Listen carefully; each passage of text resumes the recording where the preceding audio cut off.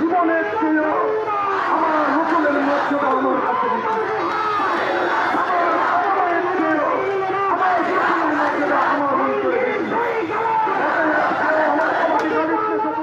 মহানবী হযরত মুহাম্মদ সাল্লাল্লাহু আলাইহি ওয়াসাল্লামকে নিয়ে কটূক্তি করায় ভারতের রামগীর মহারাজ এবং তাকে সমর্থনকারী বিজেপির সাংসদ নীতেশ নারায়ণকে গ্রেপ্তার দাবিতে সিরাজগঞ্জের বেলকুচিতে বিক্ষোভ মিছিল ও সমাবেশ অনুষ্ঠিত হয়েছে।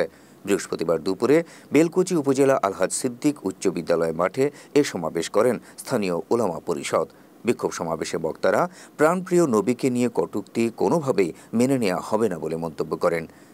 এ সময় মসজিদে ঢুকে মুসলমানদের পেটানোর হুমকি দেওয়ায় রামগিরি মহারাজের সর্বোচ্চ শাস্তির ফাঁসির দাবি করেন বক্তারা। বেলকুচি উলামা পরিষদের সভাপতি শাহপুর মাদ্রাসার মুহতামিম মাওলানা মুহাম্মদ আলীর সভাপতিত্বে এতে বক্তব্য রাখেন উলামা পরিষদের সিনিয়র সহসভাপতি মাওলানা আব্দুস সামাদ, সহসভাপতি মুফতি আব্দুল আলিম, উলামা পরিষদের সদস্য সচিব মাওলানা সানোয়ার হোসেন, সাধারণ সম্পাদক আলহাজ হাফিজ রফিকুল ইসলাম সহ অন্যান্য সদস্যরা।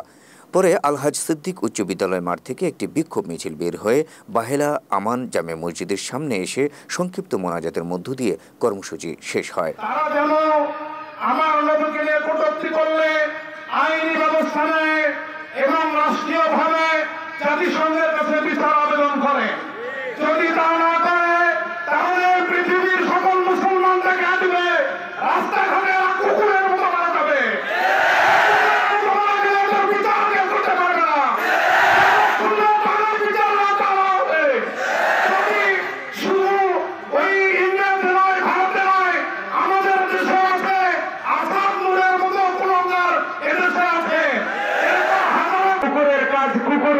কামড় দিয়েছে পায়, তাই বলে কি কুকুরে কামড়ানো মানুষের শোভা পায়?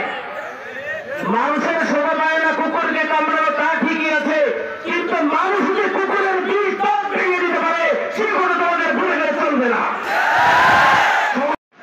ভারতে যেই দুই কুলাঙ্গার রামগিরি মহারাজ এবং নীতেশ নারায়ণ রানে আমাদের হৃদয় স্পন্দন মুহাম্মদ সাল্লাল্লাহু আলাইহি ওয়াসাল্লামকে নিয়ে যে বিষোদ্গার করেছে, এর মাধ্যমে আমাদের মুসলমানদের রক্তে আগুন লেগে গিয়েছে।